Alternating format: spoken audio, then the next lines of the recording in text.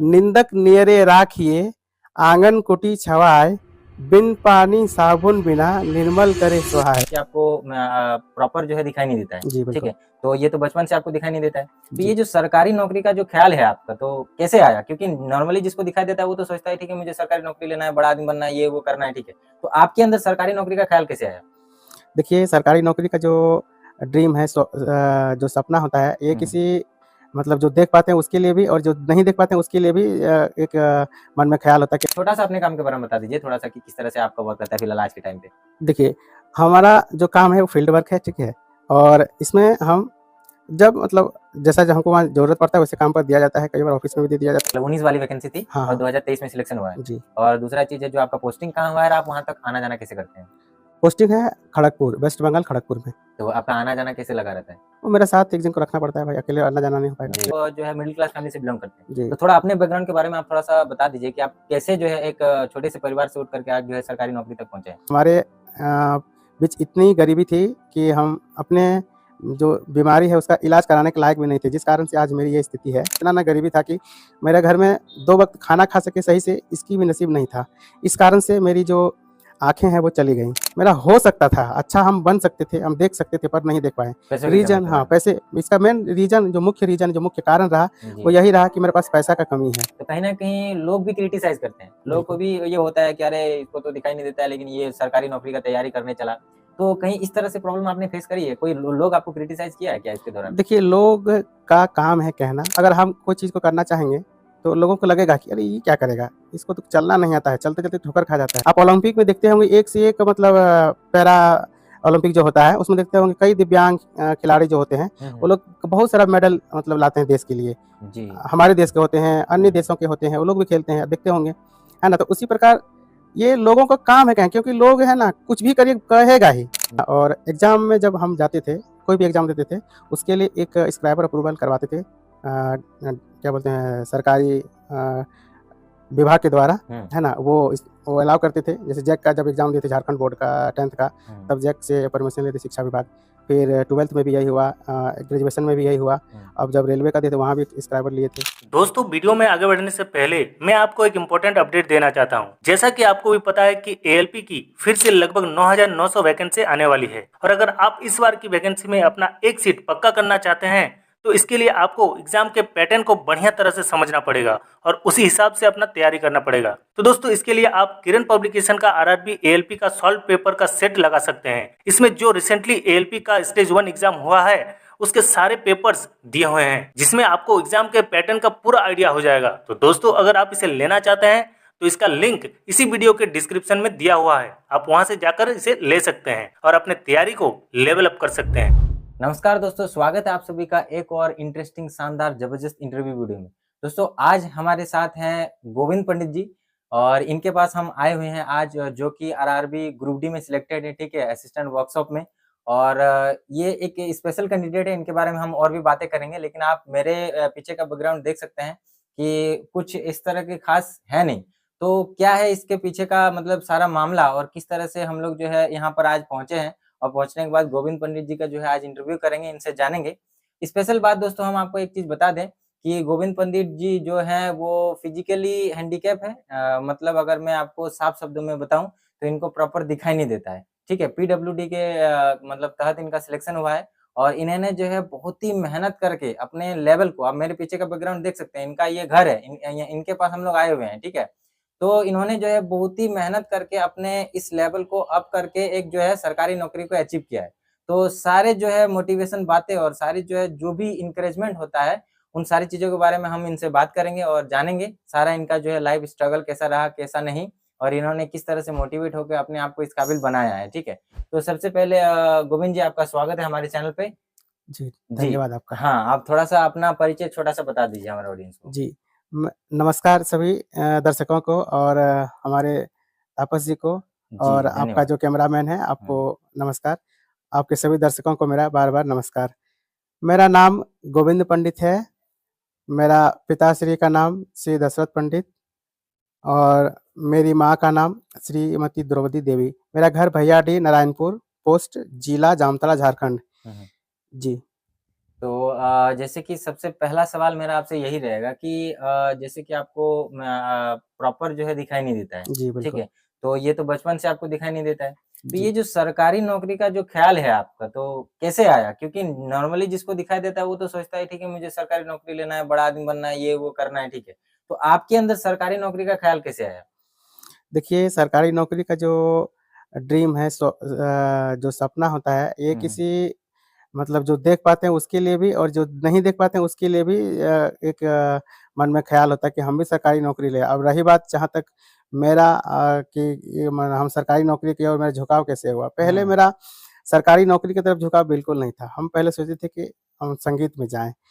तो क्या हुआ कि इस दौरान मेरे जो शिक्षक लोग थे जो मेरे टीचर हैं अभी जैसे मेरा प्राइमरी स्कूल में बलराम प्रसाद सिंह थे। हुँ, हुँ। उसके बाद जब हाई स्कूल में गए तब हम मेरे और टीचर हुए विनोद सर हुए, उनका नाम पूरा नाम है विनोद कुमार यादव, फिर भास्कर कुमार, इस तरह और मेरा जो और भी टीचर हैं ये क्या बोलते हैं छकू सर हैं, टुकलाल सर हैं। तो इन सभी ने हमको यही बताया कि देखिए आप जो संगीत के क्षेत्र में जाना चाहते हैं, वो हमारे यहाँ अवेलेबल नहीं है और आपको पहले सरकारी नौकरी की तैयारी करनी चाहिए। हुँ, हुँ। अगर ये हो गया, तो उसके बाद आप अपने पैसे से आप अपना जो इकोनॉमिकल आपकी स्थिति जो सही हो जाएगी, उसके बाद आप अच्छी तरह से आप अचीव जो आप ब आगे के जो मतलब ख्वाब देखे हैं, जो आप सपना सजाना चाहते हैं, वो आप अचीव कर सकते हैं। हुँ। इसलिए पहले आप सरकारी नौकरी की तैयारी कीजिए, आप जो अपने पैरों पर खड़े होइए, उसके बाद आप जो भी स्वप्न देखिएगा, जो भी आप अपना ख्वाब पूरा करना चाहते हैं, वो सारा कुछ हो जाएगा आपका। जी। हुँ। एक चीज़ मैं दोस्तों यहाँ पर और एक चीज़ भाई से क्लियर कर लेना चाहता हूँ कि जहाँ तक बैकग्राउंड हमारा है, तो आपका जैसे अभी फ़िलहाल तो आप ख़ैर नौकरी में हैं, जी, तो जहाँ तक मुझे पता है आप जो है मिडल क्लास फ़ैमिली से बिलॉन्ग करते हैं। जी। तो थोड़ा अपने बैकग्राउंड के बारे में आप थोड़ा-सा बता दीजिए कि आप कैसे जो है एक छोटे से परिवार से उठ कर के आज जो है सरकारी नौकरी तक पहुँचे हैं? देखिए, हम बहुत ही मतलब गरीब फैमिली से हैं जिसको आप मतलब पुअर कह सकते हैं मतलब गरीबी कह सकते हैं। हमारे बीच इतनी गरीबी थी कि हम अपने जो बीमारी है उसका इलाज कराने के लायक भी नहीं थे, जिस कारण से आज मेरी ये स्थिति है हुँ, हुँ। और जो हम ब्लाइंडनेस को पहुँच गए क्योंकि ये उस समय की बात है जब हम मतलब मेरा घर में गरीबी था, हम बचपन मेरी जो बचपना थी उसमें इतना ना गरीबी था कि मेरे घर में 2 वक़्त खाना खा सके सही से इसकी भी नसीब नहीं था। इस कारण से मेरी जो आँखें हैं वो चली गईं हुँ। और इसका जो एक बीमारी हुआ था इसका इलाज हम करवाने में हमारे जो फैमिली हैं, माता-पिता हैं, ये सक्षम नहीं थे जी। उस समय। इस कारण से क्या हुआ कि मेरी रोशनी चली गई जिससे जिससे हमारी आँखों से जो देखना है बिल्कुल बंद हो गया था, है ना? उसके बाद क्या हुआ कि हम अब मेरे घर वाले सोच लिए कि अब इनका क्या होगा? सब चौपट हो गया। भाई हम लोग 6 भाई हैं और मेरी एक बहन है। अब पापा लोग सोचे चलो भाई इतना तो है, ये लोग सब अब किसी तरह से चलेगा, इसको यही लोग अब देखेगा क्या करेगा? कुछ तो ऐसा है भी नहीं। तो क्या हुँ। हुआ कि धीरे-धीरे मतलब ऐसे पलते गए, फिर पढ़ाई शुरू किए, गाँव में सरकारी स्कूल से पढ़ाई किए, फिर 10th किए, फिर अभी इंटर किए, उसके बाद फिर ग्रेजुएशन किए, अभी सरकारी जॉब में हैं, रेलवे में। जी। जी, तो ये रहा इनका बैकग्राउंड आपको भी मतलब थोड़ा-सा हमारा इस वीडियो का बैकग्राउंड देख के पता चल रहा है। तो ये इनका अभी भी घर इनका पक्का नहीं है। तो कहीं न कहीं अब आगे आपका प्लान ज़रूर होगा कि एक अच्छा-सा मतलब पक्का मकान बनाने का। जी। तो अभी उस पर मैं बाद में बात करूँगा, लेकिन दोस्तों एक मोटिवेशन की बात ये आ जाती है कि आज के टाइम पे जो भी लोग ग्रुप डी हो, चाहे एनटीपीसी हो, किसी का भी फॉर्म भरा हो, ठीक है? वो तो फिज़िकली फिट भी होंगे, दिखाई भी देता होगा, सारी चीज़ होती होगी। लेकिन फिर भी उनके अंदर जो है मोटिवेशन की कमी हो जाती है कि किस तरह से जो है पढ़ाई करें और किस तरह से जो है मतलब एक सीट को पक्का करें। वो पढ़ने में भी कहीं न कहीं जो है लेज़ीनेस दिखाते हैं और कहीं न कहीं जो है क्या करते हैं ना कि बा मतलब जो पढ़ाई को टालते रहते हैं। आज करेंगे, परसों करेंगे इस तरह करके और जो है इस तरह से उनका भी नौकरी नहीं होता है। लेकिन आपके अंदर जो मोटिवेशन है मतलब जो आया कि नहीं अब मुझे सरकारी नौकरी लेना है और अब मुझे जो है अब मेरे पास कोई ये नहीं है बस लेना है तो लेना है। तो वो मोटिवेशन आपके अंदर कैसे आ गया? देखिए मोटिवेशन मेरा इसलिए आया क्योंकि हम ये चीज़ मेरा घर में भी जब हम पूछे कि जब मेरी आँख मतलब बन सकता था, क्यों नहीं बनाए? हुँ, हुँ। उसमें इलाज क्यों नहीं मेरा हो पाया? तो घर में बताया कि इसमें गरीबी था, खाने का तो था नहीं तो तुम्हारा आँख कैसे बनाते हैं? हुँ। ये अंदर से हमको बहुत खराब लगा कि मेरा हो सकता था, अच्छा हम बन सकते थे, हम देख सकते थे पर नहीं देख पाए। पैसों की कमी रीज़न के हाँ, कारण। पैसे इसका मेन रीज़न जो मुख्य कारण रहा, वो जी। यही रहा कि मेरे पास पैसा का कमी है हुँ, और कहीं न कहीं इस कमी को पूरा करना ज़रूर चाहिए, है ना? तो कैसे करेंगे पूरा? हमारे पास तो वो पैसा भी नहीं है, ना हमारे पास मतलब संपत्ति है, ना कि चलिए भाई कहीं से खेत-वेत बेच दिए तो मेरा इलाज आँख का करवा ले, इतना पैसा भी नहीं है, ना हुँ, मेरे पास कुछ भी है नहीं। तो सबसे बेस्ट मेरा हमको उस समय यही लगा कि चलो भाई किसी तरह से पढ़ते हैं, हुँ, पढ़ाई करते हैं इसके बाद कुछ न कुछ सॉल्यूशन निकलेगा और एक बात हम उसमें सोचे थे कि संगीत का अगर फ़ील्ड में जाएँगे, तो शायद मेरा ये जो गरीबी है ये दूर हो जाएगा। तो अब तो संगीत के क्षेत्र में तो जा नहीं पाए हुँ, हुँ, क्योंकि वो भी ये भी जो कारण ये भी गरीबी ही रहा क्योंकि मेरा नौकरी लेना उस समय भी स्वप्न नहीं था। हमको था संगीत में जाएँ और अच्छा से अपना कलाकारी दिखाते हुए जो है उससे इनकम करें अपना। ये जो गरीबी है इस गरीबी को दूर करें, लेकिन ऐसा हो नहीं पाया। हम चले गए दूसरे फ़ील्ड में और पढ़ाई करने लगे। जब पढ़ाई कर किए तब स्कूल में जब पढ़ते थे सर लोग बोलते थे कि अच्छा से पढ़ो लिखो, देखो कैसे तुम लोग रहेगा। पढ़ाई-लिखाई अगर अच्छा से कर लिया तो हुँ, हुँ, अच्छी नौकरी मिल जाएगी, अच्छे घर बनाओगे, अच्छे से खाओगे-पियोगे। ये जो गरीबी है ये अभी बहुत सारा चीज़ तुम लोग पूरा नहीं कर पा रहा होगा पैसों के चलते। अगर तुम लोग का अगर ज़्यादा पैसा होता तो शायद इस स्कूल में सरकारी स्कूल में जो जहाँ की पढ़ाई उतना अच्छी भी नहीं हो पाती है, वैसे हुँ, स्कूल में नहीं पढ़ते। कमोबेश सरकारी स्कूल में इतना अच्छी पढ़ाई नहीं हो पाती है आज भी क्योंकि पता नहीं क्या होता है। लेकिन फिर भी हम सरकारी स्कूल में ही पढ़ेंगे, बुराई तो नहीं करेंगे, लेकिन जो भी है, सरकारी स्कूल में बेटर पढ़ाई नहीं हो पाता। प्राइवेट स्कूल है, जो उसमें जितना अच्छी पढ़ाई होती है, उसके मुकाबले ये थोड़ा सरकारी स्कूल इस मामले में थोड़ा पीछे हैं। तो इसका हम बुराई नहीं करना चाहेंगे, लेकिन फिर भी ये उसी में सरकारी स्कूल में ही हम पढ़े हैं, वहीं टीचर लोग हमको बताते थे हम लोग को हुँ, हुँ, कि भाई पढ़ाई-लिखाई करेगा अच्छा से, नौकरी मिल जाएगी, अच्छे से मतलब अपनी जो गरीबी है, ये तुम्हारा दूर हो जाएगी और जो तुम्हारा इकोनॉमिकल स्थिति है, बैकग्राउंड जो है, आर्थिक स्थिति मजबूत हो जाएगी, तो अच्छी तरह से आप अपने सारे मनोकामना जो है वो पूर्ण कर सकते हैं। जी। जी, तो अभी जैसे अभी बैक टू स्टडी पे आते हैं, ठीक है? पढ़ाई पे आते हैं। तो पढ़ाई के दौरान अब तो आपने मतलब ठान लिया है कि मुझे जो है सरकारी नौकरी चाहिए। अब आपने जब डिसाइड कर लिया, आपके अंदर मोटिवेशन तो आ गई, मुझे अब लेना है। तो जब आपने पढ़ना शुरू किया, तो जी। उस टाइम मतलब जैसे पहली बात तो होता है, पहला पॉइंट कि एक तो आपको प्रॉपर नहीं दिखाई दे रहा है, तो पढ़ाई का मोड आपका कैसा था? फिर प्रिपरेशन आपने कैसे करी?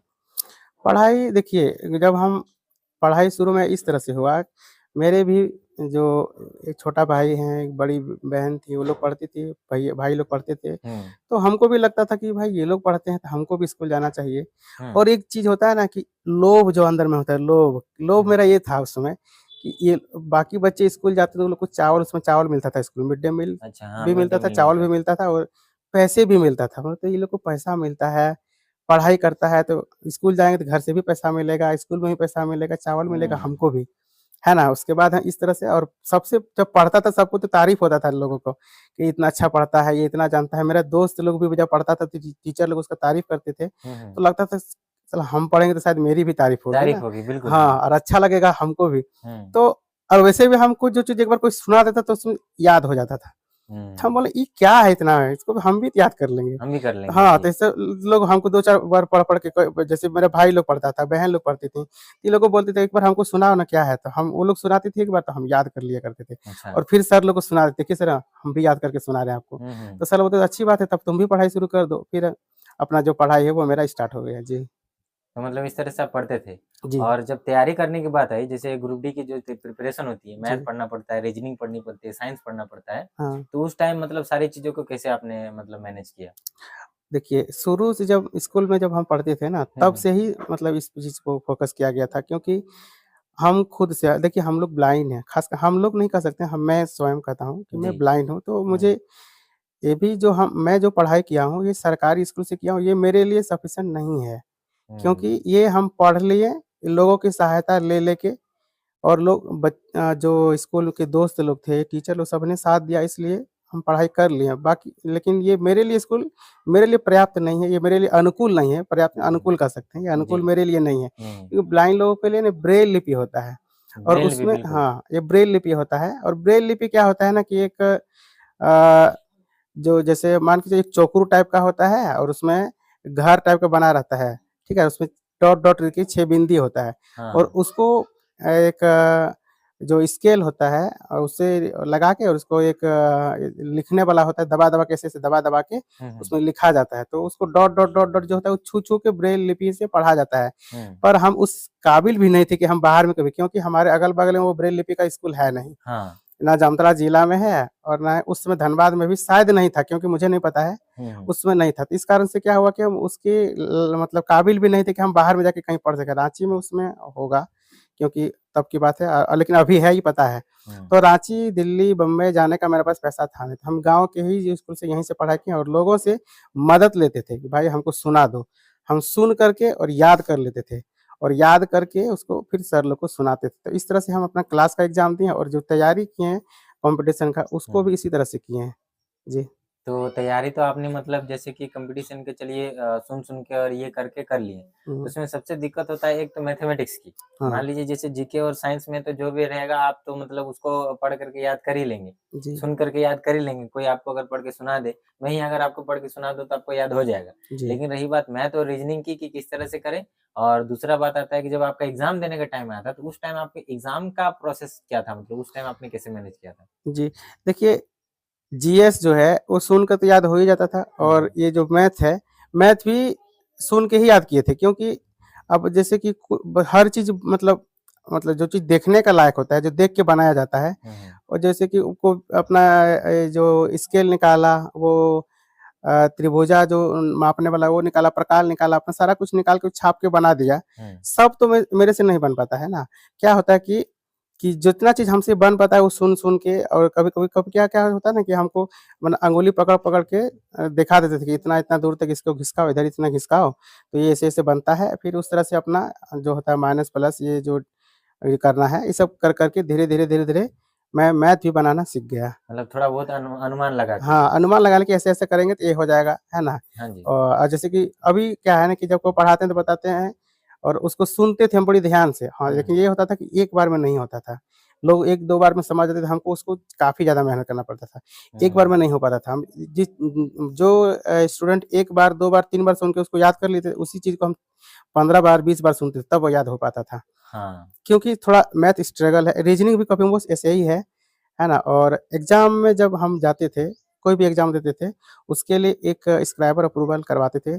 क्या बोलते हैं सरकारी विभाग के द्वारा, हुँ, है ना? वो अलाउ करते थे। जैसे जैक का जब एग्ज़ाम दिए थे झारखंड बोर्ड का 10th का, हुँ, तब जैक से परमिशन लेते शिक्षा विभाग। फिर 12th में भी यही हुआ, ग्रेजुएशन में भी यही हुआ। हुँ, अब जब रेलवे का दिए थे वहाँ भी स्क्राइबर लिए थे। हुँ। तो वो क्वेश्चन हमको बोल के सुनाते थे और उनका आंसर हम बता दिया करते थे। वो फिर उसको बना के मतलब जैसे कि अब क्वेश्चन हमको पूछ दिया, जो आंसर तो आंसर हम बता दिए, वो लिख दिए। लिख दिया, हाँ। हाँ, वो उस तरह से मेरा एग्ज़ाम होता था। जी। और कॉम्पिटिशन वाला एग्ज़ाम? कॉम्पिटिशन वाला भी ऐसा ही होता था। वो हमको क्वेश्चन सेंटर में जब जाते थे, तो सेंटर में क्वेश्चन कंप्यूटर पे आता है, ऑनलाइन होता है एग्ज़ाम, हुँ, हुँ, तो वो हमको क्वेश्चन पढ़ के सुना देते। जैसे कि मैं उदाहरण के तौर पे आपको बताना चाहता हूँ। हुँ, जैसे हमको पूछ दिया कि भारत की राजधानी कहाँ है? उसमें ऑप्शन दिया है, ऑप्शन नंबर 1 में दिया है मुंबई, 2 में दिया है बेंगलुरु, 3 में दिया है चेन्नई, 4 में दिया है दिल्ली, हुँ, नई दिल्ली। तो हमको जो सटीक लगा हम बोल दिए। हुँ, अगर हुँ। मान लीजिए हम मुंबई ही बोल देते हैं, तो उसको मुंबई मार देना पड़ता है। अगर हम दिल्ली बोलते हैं, फिर वो दिल्ली मार देंगे। अच्छा, भाई इस तरह तो से। इस तरह से मतलब एक एक बंदा ऑलरेडी अपॉइंट रहता है हाँ, आपके हाँ। लिए मतलब वो एग्ज़ाम उसके देने के लिए। लिए मतलब ये होता है, उसके लिए रूल बनाया गया है विभाग के द्वारा। अच्छा, अच्छा। रेलवे हो गया, एसएससी हो गया, फिर यूपीएससी हो गया, जो हो गया फिर या तो स्टेट बोर्ड हो गया, हुँ, जो भी हो जिस बोर्ड का होगा वो वहाँ हुँ। से उसका ये बनाया जाता है। तो ये था आपका एग्ज़ाम का मतलब प्रोसेस हाँ, और कहीं न कहीं जो मतलब जो ग्रुप डी का एग्ज़ाम होता है, उसमें जी, एक फिज़िकल टेस्ट भी होता है पीईटी बोल के। हाँ, तो क्या मतलब आप जैसे जो भी बंदे होते हैं, उनके लिए ये टेस्ट नहीं होता है या फिर नहीं, उनको मतलब क्या करना पड़ता है? जो हैंडीकैप्ड होते हैं उनके लिए ये टेस्ट नहीं होता है, उनको इससे फिज़िकल छूट दिया टेस्ट नहीं जाता है। होता है? नहीं, अच्छा जी। तो ये बहुत बड़ा मतलब एक अच्छा पॉइंट भी है। हाँ, अब थोड़ा-सा मैं आपसे ये जानना चाहूँगा कि ठीक है, आपने काफ़ी ज़्यादा स्ट्रगल किया अपनी लाइफ़ में और पढ़ाई करी। आज के टाइम में दोस्तों कि आप समझ सकते हैं कि कोई भी बंदा जो अभी तैयारी कर रहा है, तो उनको कहीं न कहीं वो लगता है कि भाई इतना सिलेबस है, कैसे पढ़ें, कैसे एक नौकरी लें। लेकिन आप भाई को सुनकर आपको ये भी अंदाज़ा हो गया होगा कि इन्होंने जो है कितनी कष्ट से और मेहनत से जो है पढ़ाई करी।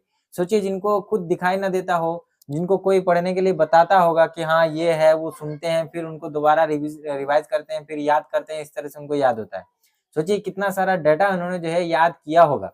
ठीक है, आपसे तो लाख गुना मतलब मेहनत किया होगा तब जाके आज इस पोजीशन पे है, तब जाके जो है आज एक गवर्नमेंट का जॉब जो है इन्होंने अचीव किया है। तो कहीं न कहीं आप समझिए कि आपसे जो है इनको ज़्यादा मेहनत करना पड़ा है। तो आप जब आपको ईज़िली सारा चीज़ मिल रहा है, जब आपको थोड़ा-सा मेहनत करके आप मतलब बन सकते हैं एक सरकारी विभाग में एक नौकरी को ले सकते हैं, तो आपको कहीं न कहीं मेहनत करनी चाहिए और आप भाई से मोटिवेट हो सकते हो और अपना जो है मेहनत को और भी ज़्यादा कर सकते हो और मेहनत करके अपनी एक सीट को पक्का कर सकते हो। अब जैसे यहाँ पर मेहनत करने के दौरान एक चीज़ आता है गोविंद जी, जी। कि जब आप पढ़ते थे, जब आप तैयारी करते थे, जब आप सरकारी नौकरी की ही तैयारी कर रहे हैं, तो कहीं न कहीं लोग भी क्रिटिसाइज़ करते हैं। लोगों को बिल्कुल। भी ये होता है कि अरे! इसको तो दिखाई नहीं देता है लेकिन ये सरकारी नौकरी का तैयारी करने चला। तो कहीं इस तरह से प्रॉब्लम आपने फेस करी है? कोई लोग आपको क्रिटिसाइज़ किया है क्या इसके दौरान? देखिए, लोग का काम है कहना, ठीक है? जी। लोग जो कहेंगे उसको अगर हम मानने, क्योंकि देखिए पहले तो ये चीज़ है, हम तो ब्लाइंड हैं भाई, हुँ। हम तो नॉर्मल व्यक्ति हैं नहीं। जी। तो अगर हम कोई चीज़ को करना चाहेंगे, तो लोगों को लगेगा कि अरे! ये क्या करेगा? इसको तो चलना नहीं आता है, चलते-चलते ठोकर खा जाता है। जी, ये जी। चढ़ेगा सीढ़ी, हुँ। है ना? जैसे कि अगर कोई जो कोई ये मतलब थोड़ा नहीं किसी को ठेस पहुँचे, मैं पहले बता देता हूँ। अगर किसी को हुँ। मान लीजिए अगर कोई प्रॉब्लम है, पैर में प्रॉब्लम, हाथ में प्रॉब्लम, किसी का अगर वो चाहेंगे कि हम दौड़ के छत पर चढ़ जाएँ या फिर सीढ़ी पर दौड़ के चढ़ जाएँ या कहीं दौड़ के चले जाएँ, हुँ। ये थोड़ा लगता है अजीब, हुँ। लेकिन ये अजीब नहीं है। आप ओलंपिक में देखते होंगे एक से एक मतलब पैरा ओलंपिक जो होता है, उसमें देखते होंगे कई दिव्यांग खिलाड़ी जो होते हैं, हुँ, वो हुँ। लोग बहुत सारा मेडल मतलब लाते हैं देश के लिए। जी। हमारे देश के होते हैं, अन्य हुँ। देशों के होते हैं, वो लोग भी खेलते हैं, देखते होंगे, है ना? तो उसी प्रकार ये लोगों का काम है कहें, क्योंकि लोग है ना कुछ भी करिए कहेगा ही, जी, हाँ। कुछ भी करिए कहेगा ही, वो कहना छोड़ेगा ही नहीं। एक सोचिए हम ब्लाइंड हैं, अगर हम एक गलती करेंगे ना तो केवल हमको नहीं बोलेगा, पूरा समाज को बोलेगा कि ब्लाइंड लोग ऐसे होते ही हैं। जो पैर से दिव्यांग होंगे, उन लोग को लंगड़े लोग बोल के संबोधन करेंगे और बोलेंगे ये लोग ऐसे ही होते हैं। ऐसे ही होते हैं, हाँ, हाँ। लेकिन अगर नॉर्मल लोग यही वाला गलती करेंगे तो क्या हम बोलेंगे? तब हम जो हमारी जो ब्लाइंड समाज है, दिव्यांग समाज है, ये क्या बोलेंगे? कि नॉर्मल लोग ऐसे ही होते हैं? हुँ। नहीं, ये गलत बात है, ये ऐसे बोलना नहीं चाहिए किसी को, है जी। ना? लेकिन हाँ, ऐसा बोलता था आदमी, बोलता था, अरे कोई बात नहीं, कबीरदास का एक दोहा मैं आपको सुनाना चाहता हूँ इसमें आपके जी, दर्शकों को, बिल्कुल, बिल्कुल, है श्योर। ना? वो उस दोहे को ना हम बड़े अच्छे से मतलब अपने आप को में जो है धारण किए थे, कि हुँ। भाई कबीरदास इतने अनुभवी संत हुए, उनका उनकी जब निंदा हो सकती है, तो खैर मैं क्या हूँ? उनका दोहा है, हुँ। निंदक नियरे राखिए, आँगन कुटी छवाए, बिन पानी साबुन बिना निर्मल करे सुहाए। उनका कहने का आशय है कि निंदा जो करते हैं आपकी, ठीक है? उनको नज़दीक में रखिए, अंगने में घर बना दीजिए उसको। हुँ। आपका जो घर है उसका अपना जो घर है, घर का जो आँगन होता है, वहीं उसको घर बना दीजिए। कहने का मतलब ये है कि वहाँ घर मत बना दीजिए, कहने का मतलब उसके उसको निंदा करने दीजिए। उसको निंदा करेगा तो क्या होगा कि आपके अंदर में जो कचरा है, जो मैल है, जो गंदगी है, वो बिना पानी और साबुन का ही साफ हो जाएगा, है जी, ना? ये बहुत बताना चाहते बढ़िया हैं। चीज़ है, हाँ। आपके अंदर में जो कमी है, आपके अंदर में जो मतलब इसको ये कह सकते हैं कि सहनशील जो होता है, वो धीरे-धीरे, धीरे-धीरे बिल्ड होते जाएगा, मजबूत होते जाएगा, है ना? ये दिखाना चाहते हैं कबीरदास जी। ये दिखाना चाहते हैं कि आपके अंदर में जो कमियाँ हैं, उसको वो दिखा-दिखा के आपको इतना कोसेगा, इतना सोचिए किसी चीज़ को अगर मान लीजिए कोई जैसे कि उन्होंने बताया है एक दोहा और कि रसरी आवत जात है, सिल पर परत निशान। मतलब एक रस्सी को अगर घिंचता है, रस्सी और पत्थर में सील मतलब होता है पत्थर, तो हुँ, हुँ। पत्थर जो होता है बहुत सारा बहुत ही ज़्यादा हार्ड होता है और रस्सी जो होता है बहुत पत्थर मुलायम के होता है, मुकाबले वो थोड़ा मुलायम होता है। मुलायम होता है, हाँ। लेकिन जब उसी रस्सी को जो घिंचता है, कुएँ से जो पानी उठाती हैं, हम लोग जो कुआँ से पानी उठाते हैं और जो वो जो रस्सी घिंचता है पत्थर पर, तो हुँ। क्या होता है ना कि वो रस्सी का दाग पड़ जाता है उसमें, हुँ। है ना? तो क्या होता है धीरे-धीरे, धीरे-धीरे यही होता है हम लोग के जीवन में भी। आप ना उसको कोई आपकी निंदा कर रहा है, सुनते आप लोग अरे चल ना, इन सबको बोलने दो। हम धीरे-धीरे आगे अपना निकलते हैं भाई, ये लोग को निंदा करता है कोई बात नहीं। तो हुँ। आप इस तरह से आपका जो सहनशील क्षमता है वो भी डेवलप हो गया और आपकी जो अंदर में जो कमियाँ थी, अरे इससे क्या होगा? तो आपको एक अंदर से एक भय रहेगा, अरे साला अगर हम नहीं कर पाए हैं, हुँ, तो हुँ। कल को ये लोग हमको बोल देगा कि देखा हम पहले ही बोले थे कि नहीं हो पाएगा इससे, नहीं हो पाएगा। एक अंदर में आपका डर भी रहेगा, है ना? इसके चलते आप भयभीत रहेंगे और ये भयभीत आपको उस मुकाम तक पहुँचा देगा। तो कहीं न कहीं ये है कि आपको सब मिल गया एक निंदा से।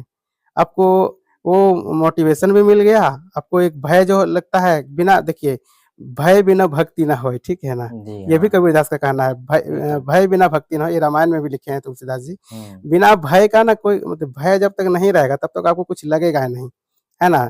जब निरंकुश हो जाइएगा तो आपके अंदर में कुछ भी हो सकता है, आप विनाश की ओर जाइएगा। लेकिन जब भय रहेगा किसी का, चाहे वो भगवान का भय हो, अभिभावक का भय हो या समाज का भय होना चाहिए हर एक आदमी के अंदर में, है ना? जिससे क्या होगा कि आप अंदर से थोड़ा अपना गलत करने से बचते रहेंगे। इसलिए हमको भी हुँ। लगता था उस समय कि भाई अगर हम नहीं ले पाए तो ये लोग हमको ऐसे तो बोल ही रहा है और बोलिए और हाँ, बोलेंगे। और बोलेगा। एक काम करते हैं सबसे अच्छा लेके इसको जवाब देते हैं, तगड़ा वाला जवाब देते हैं। हुँ, जिससे क्या होगा कि आगे चल के कभी को किसी को बोलने से परहेज़ करेगा, मतलब नहीं बोलना इसको, नहीं ये बोलना ले है। लेगा, है ना? इसलिए हम भी कोशिश किए और देखिए सबसे बड़ी बात है, हम जो लिए हैं इसमें हमारा केवल योगदान नहीं है, इसमें हमारे गुरुजी हैं और हमारे दोस्त लोग भी हैं हुँ, और हमारे माता-पिता हैं, भैया हैं, सबका योगदान है। ऐसा नहीं कि हम हमारे अकेले से क्या होता है, कुछ नहीं। आज जो देश की सरकार है तो पूरी जनता की योगदान होती है ना? जी। अकेले दम पर कोई पार्टियाँ सरकार नहीं बना सकती। उसी प्रकार हमारा जो मेरा ये सिलेक्शन हुआ है जॉब रेलवे में, हुँ, ये हुँ। इसमें इसमें सबका योगदान है भाई, सबका सबने साथ दिया है ना? शिक्षकगण हुए, हमारे दोस्त लोग हुए, हमारे माता-पिता, भैया लोग, सबको साथ दिए, तब जाके आज यहाँ तक पहुँचे हैं और सबका आशीर्वाद रहा तो कल दिन और भी आगे जाएँगे। बिल्कुल, ज़रूर, ज़रूर, क्यों नहीं। तो दोस्तों ये बहुत ज़्यादा जो है एक डेप्थ मोटिवेशन की बात होगी आज हमारे बीच में, जो कि भाई ने बहुत एलैबोरेट करके अपने बारे में बताया। काफ़ी स्ट्रगल रहा है इनके जीवन में, लेकिन फिर भी इन्होंने जो है डट कर के सारी स्ट्रगल का मुकाबला किया और आज जो है हमारे बीच हैं, आज जो है ग्रुप डी में एक पोस्ट पे जो है कार्यरत हैं। तो क्या मतलब अब थोड़ा-सा हम वर्क और सारी चीज़ों के बारे में थोड़ा जानते हैं। बाकी ज़्यादातर आप लोगों को तो पता ही रहेगा सैलरी ग्रुप डी की क्या रहती है और जो काम वगैरह सारी चीज़ रहती हैं। तो आप छोटा-सा अपने काम के बारे में बता दीजिए थोड़ा-सा कि किस तरह से आपका वर्क रहता है फिलहाल आज के टाइम पे? देखिए, हमारा जो काम है वो फ़ील्ड वर्क है, ठीक है? और इसमें हम जब मतलब जैसा जो हमको वहाँ ज़रूरत पड़ता है वैसे काम पर दिया जाता है, कई बार ऑफ़िस में भी दे दिया जाता है, फ़ील्ड में भी दे दिया जाता है, जब हुँ। वैसे हमको मैनेजमेंट करके वहाँ अपना चलते हैं। मतलब जिस तरह से जहाँ जो ज़रूरत होता है, हाँ, इनके हिसाब से वो काम हाँ, इनको दिया जाता है। जी, तो ये रहा मतलब पूरा ओवरऑल जो है इनके लाइफ़ स्ट्रगल काफ़ी जो है भाई ने स्ट्रगल करके अपनी लाइफ़ में जो है इस मुकाम पर पहुँचे हैं। और फाइनली दोस्तों आपके लिए मतलब जो भाई अपनी तरफ से जो लाइफ़ एक्सपीरियंस के आधार पर जो कुछ बोलेंगे, तो उनसे जानेंगे और साथ ही एक एक चीज़ मैं आप लोगों को बता दूँगा कि चाहे इस वीडियो में हो या कोई और वीडियो एक और आने वाली है अपकमिंग वीडियो जिसमें जिसमें जो है इनके माता-पिता से भी हम आप आपसे मिलवाएँगे और जो है उनसे भी थोड़ा बहुत जानेंगे कि उन्होंने जो है किस तरह से तकलीफ़ों को जो है झेल करके अपने जो है इस सुपुत्र को एक इस काबिल बनाया है कि ताकि जो है एक गवर्नमेंट का जो है जॉब ले सके और वो भी फिज़िकली हैंडीकैप होने के बावजूद भी। ज़्यादातर पेरेंट्स जो होते हैं टूट जाते हैं, उनको वही हताश हो जाते हैं कि मतलब पता नहीं अब कुछ होगा या नहीं होगा और यहाँ तक इनके जो पेरेंट्स हैं काफ़ी जो है हिम्मत दिखा के और सख्ती से अपना जो है इनका हौसला बढ़ा करके जो है इनको एक इस मुकाम तक पहुँचाने में उनका भी काफ़ी हाथ है। तो उनको भी हम हो सके तो इसी वीडियो के फ्रेमिंग में आपको दिखाएँगे या फिर एक और वीडियो आएगा जिसमें मैं आप लोगों को उनसे बात करूँगा मैं उनसे, ठीक है? और आप लोगों को रूबरू कराऊँगा इनके माताश्री और पिताजी से भी, ठीक है? तो अब लास्ट में मैं आपसे एक चीज़ मैं जानना चाहूँगा कि आज जो एस्पिरेंट जो यहाँ पर देख रहे हैं हम लोगों को, जो भी प्रिपरेशन कर रहे हैं, ग्रुप डी की होगी, एनटीपीसी की होगी, ठीक है? तो जी। उनके बारे में आप माने उनके लिए क्या संदेश देना चाहोगे? क्योंकि ज़्यादातर यहाँ पर देखिए फिज़िकली हैंडिकैप भी होंगे या किन्हीं को दिखाई नहीं देते होंगे, किन्हीं को जो है कुछ और तकलीफ होंगी, पैर में तकलीफ होंगी, हाथों में तकलीफ होंगी या नॉर्मली जो भी है जिनको पूरा मतलब बॉडी सही है, सही जी, सलामत है जी। लेकिन तैयारी कर रहे हैं। तो मोटिवेशन के तौर पर आप उनको क्या सलाह देना चाहोगे? क्या बताना चाहोगे आने वाली जनरेशन को? जी, मैं जितना एस्पिरेंट हैं, चाहे वो एसएससी हो, रेलवे हो, यूपीएससी हो या स्टेट पीएससी हो, जो भी हो, जी। मैं एक ही चीज़ ब बोलना चाहूँगा, भाई कभी भी अपने आप को मतलब बेकार नहीं समझिएगा। हुँ। अपने आप को बेकार नहीं समझिएगा। आप अगर चाहेंगे तो कुछ भी आप कर सकते हैं। कुछ भी का मतलब ये नहीं कि आप आकाश में उड़ जाएँगे बिना किसी के सहारे के, है ना? हुँ, हुँ। बोलने का मेरा मतलब ये है कि आप ना कोशिश करिए और कोशिश लेकिन दिशा जो है वो सही रहनी चाहिए। ऐसा नहीं कि आप कोशिश किए जा रहे हैं। जैसे मैं उदाहरण के तौर पे बताना चाहूँगा, कोई सब्जेक्ट में आपको मन लगता है। अब वो सब्जेक्ट आपको जब जिस जो सब्जेक्ट में मन लगता है वो सब्जेक्ट ईज़ी भी लगता है। ठीक है। मैं अगर अगर अगर मतलब बताना चाहूँगा किसी को, उदाहरण से अगर बताना चाहूँ तो ज़्यादा बेटर होगा। जी। जैसे आप मान लीजिए आपको अगर साइंस में ज़्यादा मन लगता है और साइंस आप ज़्यादा समझ पा रहे हैं, साइंस में आपका ज़्यादा पकड़ है, तो बार-बार साइंस को पढ़-पढ़ के ना समय बर्बाद मत करिए। पहली बात तो ये है, और दूसरी बात सबको प्रॉपर समय दीजिए। जो चीज़ नहीं बन रहा है, आप उसको बनाते रहिए, वो बन जाएगा। पढ़िए, अगर जो भी पढ़िए मन से पढ़िए, है ना? जो भी पढ़िए मन से पढ़िए और कभी भी दूसरे को सुनिए नहीं कि इससे नहीं होगा, कि ये होगा, वो होगा, वो सब मत ध्यान दीजिए। क्योंकि जब तक ज़िंदा है तब तक निंदा है, ठीक है? जी, वो तो इसलिए चलते रहेगा। इसलिए कभी भी मतलब हताश मत होइए, कभी भी हताश मत होइए। और एक होता है, सकारात्मक ऊर्जा को अपने आप जागृत करिए। और सबसे पहले जितना स्टूडेंट है, अगर सबको समय मिले तो मैं यही बताना चाहूँगा, आप सुबह-सुबह को उठिए। ये मेरा ये पर्सनल अभ्यास है और मेरा अनुभव है कि सुबह-सुबह जब उठिएगा आप और अपना जो भी है फ्रेश-व्रेश होके अपना पढ़ाई शुरू करिए, मन से पढ़िए और जितना हो सके आप अपना स्ट्रेस फ्री होके पढ़िए। स्ट्रेस मत लीजिए एग्ज़ाम, अरे भाई कुछ नहीं होगा तो कम से कम आपका नॉलेज जब हो जाएगा ना, तो कम से कम उससे आप कमा के खाइएगा, है ना? कभी भी हताश मत होइए कि अरे नहीं नौकरी लगेगा तो क्या होगा? अरे कुछ नहीं होगा। आप उतना पढ़ लीजिएगा कि जो पढ़ा-लिखा व्यक्ति होता है कभी बेकार नहीं जाता है, ये समझिए।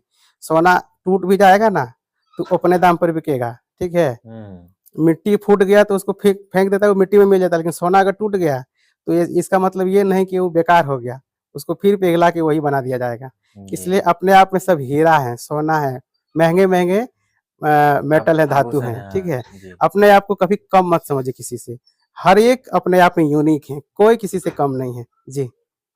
जी, तो बहुत ही जो है शानदार जो है भाई ने जो है हम लोगों को मोटिवेट किया है ताकि हम आगे आने वाले जो भी बच्चे हैं और हम सब जो है अच्छे से जो है मोटिवेट हो करके अपनी स्टडी को कंटिन्यू कर सकें और एक बेहतर दिशा में जा सकें।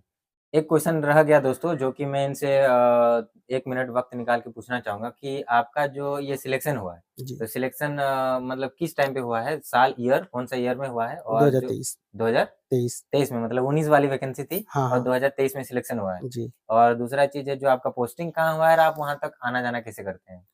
पोस्टिंग है खड़गपुर, वेस्ट बंगाल खड़गपुर में। तो आपका आना-जाना कैसे लगा रहता है? वो मेरे साथ एक जन को रखना पड़ता है भाई, अकेले आना-जाना नहीं हो पाएगा, जी, ट्रेन बिल्कुल। से मतलब मतलब जाते-आते उनके हैं। साथ आप जाते हैं और फिर जो हाँ, भी छुट्टी मिलता है आप उनके साथ मतलब आ जाते हैं। हाँ। ये आपका मतलब आने-जाने का पीरियड है। जी, तो दोस्तों जैसे कि आपने देखा कि जो गोविंद जी हैं बहुत ही जो है शानदार तरीके से हम लोगों को मोटिवेट किए और अपनी लाइफ जर्नी के बारे में बताएँ। साथ ही इन्होंने काफ़ी ऐसी चीज़ें भी बताई जिनसे हम प्रेरित हो सकते हैं, मोटिवेट हो सकते हैं और अपनी भी जो जर्नी है एजुकेशन की, अपनी भी जो तैयारी की जर्नी है, उसको बेटर कर सकते हैं, ठीक है? कहीं न कहीं दोस्तों ये बहुत ही इंस्पिरेशन वीडियो है हम सब के लिए क्योंकि आप समझिए, आपके पास सारी चीज़ है, वो भी सही सलामत है। हाथ, पैर, आँख सारी चीज़ सही सलामत है, फिर भी आपको पढ़ने में लेज़ी होता है, फिर भी आप सोचते हैं कि अरे यार आज नहीं कल पढ़ूँगा। फिर भी आप जो है पढ़ने में जो है बहुत ही ज़्यादा ढीलापन करते हैं और आपका इस तरह से जो है नौकरी नहीं होता है। तो आप इनसे इंस्पायर हो सकते हैं, इनसे सीख सकते हैं क्योंकि आप समझिए कि आप जो भी स्थिति में आई थिंक जो भी आज ये वीडियो देख रहे हैं, कहीं न कहीं मिडल क्लास फैमिली से ही आप सब होंगे।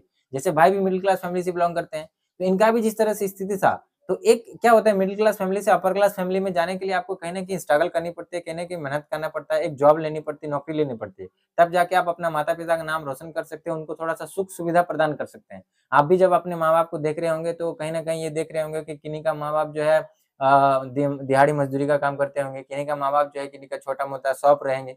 मिडल क्लास फैमिली का यही रहता है, कुछ ना कुछ छोटा-मोटा करते हैं और अपना गुज़र-बसर करते हैं। तो आप सोचिए कि अगर आज के टाइम पे आप मेहनत नहीं करोगे, आज आप पढ़ोगे नहीं, आज आप अपने आप को घिसोगे नहीं, तो आप क्या बोलते हैं कि आप आगे चल कर के नौकरी नहीं ले सकते हो। अगर आप सोचोगे कि आज नहीं कल पढ़ूँगा और कल नहीं परसों पढ़ूँगा, तो इस तरह से होता है क्या टाइम वेस्ट हो जाता है और आपका नौकरी नहीं होता है। जिसके कारण क्या होता है आप अपने माता-पिता को फाइनेंशियली सपोर्ट भी नहीं कर पाते हैं और क्या होता है कि आपका मतलब ज़िंदगी एक अंधेरे की तरफ चली जाती है। ना आप खुद मोटिवेट होते हैं, ना किसी को मोटिवेट कर सकते हैं। तो मैं भी चाहूँगा कि जैसे भाई ने गोविंद जी ने जो जिस तरह से अपना एक सिलेक्शन को पक्का किया है, जिस तरह से इन्होंने स्ट्रगल करके आगे बढ़ा है, अपने मिडल क्लास फैमिली को थोड़ा-सा अपर क्लास में लेके गए, अपने माँ-बाप को जो है थोड़ा-सा सुख-सुविधा प्रदान किए हैं। तो आप भी जो है स्ट्रगल करें, मेहनत करें, आज अभी मेहनत करने का टाइम है, बहुत ज़बरदस्त तरीके से मेहनत करिए और एक सीट को पक्का करिए, नौकरी लीजिए, ठीक है? तो इस वीडियो को दोस्तों यहीं पर एंड करेंगे, बाकी इनके माता-पिता से आपको नेक्स्ट वीडियो में ज़रूर मिलाएँगे। तो गोविंद जी बहुत बहुत धन्यवाद हमारे जी, जी। मैंने हम सबको थोड़ा बहुत अपना टाइम निकालने के लिए, अपना कीमती कीमती समय हमें देने के लिए। तो दोस्तों इस वीडियो को यहीं पर एंड करते हैं और मिलेंगे आपसे एक नए शानदार जबरदस्त इंटरव्यू वीडियो में। तब तक अगर आप लोग चैनल पे नए हैं तो सब्सक्राइब जरूर कर लेना और इस वीडियो को शेयर जरूर करना दोस्तों, क्योंकि ये बहुत ही इंपॉर्टेंट और वैल्यूएबल वीडियो है। अगर आप इसको शेयर करोगे तो हो सकता है आपके साथ साथ और भी जो बच्चे देखेंगे इन वीडियो को उनको भी मोटिवेशन मिल सके। वे भी जो है तैयारी में थोड़ा-सा अपना मोटिवेशन को ला करके बेहतर तरीके से तैयारी कर सकते हैं, उनको भी थोड़ा बहुत फ़ायदा हो, हेल्पफुल हो जाए, तो इसको शेयर ज़रूर करना। चलिए मिलते हैं एक शानदार जबरदस्त नए इंटरव्यू वीडियो में एक नए पर्सनैलिटी के साथ, तब तक के लिए थैंक यू सो मच। जय हिंद, वंदे मातरम।